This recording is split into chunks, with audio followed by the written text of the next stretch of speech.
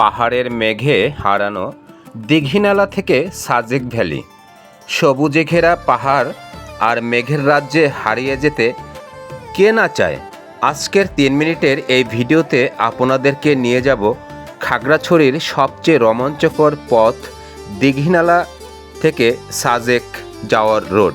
সম্পূর্ণ ভিডিওটি সবাইকে দেখার জন্য অনুরোধ জানাচ্ছি। ভিডিওটি ভালো লাগলে কমেন্টস করুন, আপনার মন্তব্য প্রকাশ করুন এবং শেয়ার করে অন্যদেরকে দেখার সুযোগ করে দিন। দীঘিনালা থেকে সাজেকের দূরত্ব প্রায় 45 কিলোমিটার।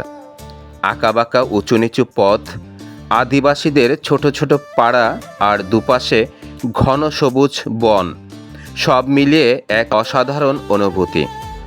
চাঁদের গাড়িতে বাতাসের ঝাপটা আর পাহাড়ের ভিউ না দেখলে বিশ্বাস করা কঠিন। জরুরি কিছু তথ্য।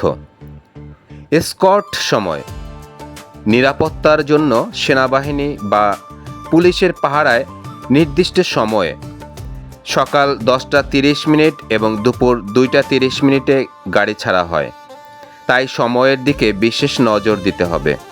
পাহাড়ের ঢালু রাস্তার জন্য শক্তিশালী ইঞ্জিনের চাঁদের গাড়ি বা জিপ সবচেয়ে নিরাপদ ও জনপ্রিয়। পথে যাওয়ার সময় হাজা ছড়া ঝর্ণাটি দেখে নিতে ভুলবেন না, এটি মূল রাস্তার একদম কাছেই। সাজেকের সৌন্দর্য: ভিডিওর শেষ অংশে থাকছে সাজেকের সেই অপার্থিব মায়াবী রূপ। রুইলুই পাড়া থেকে কংলাক পাহাড়ের চূড়া, সবখানে যেন মেঘেরা আপনার অপেক্ষায় থাকে।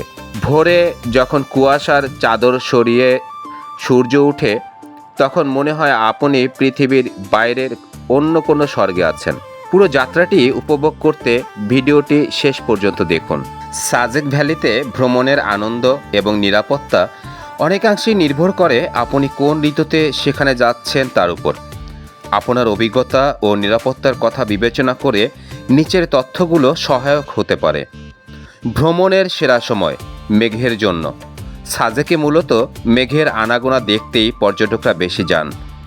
বর্ষাকাল ও শরতের শুরু জুন থেকে অক্টোবর, এই সময়ে সাজেকে মেঘের সবচেয়ে বেশি খেলা দেখা যায়। চারপাশ একদম সতেজ এবং সবুজ থাকে, মেঘ একদম হাতের নাগালে চলে আসে। শীতকাল নভেম্বর থেকে ফেব্রুয়ারি, আবহাওয়া খুব মনোরম থাকে এবং পাহাড়ের ভিউ পরিষ্কার দেখা যায়।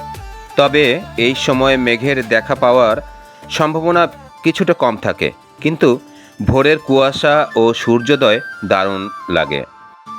সবার জন্য রইল ভালোবাসা ও শুভকামনা।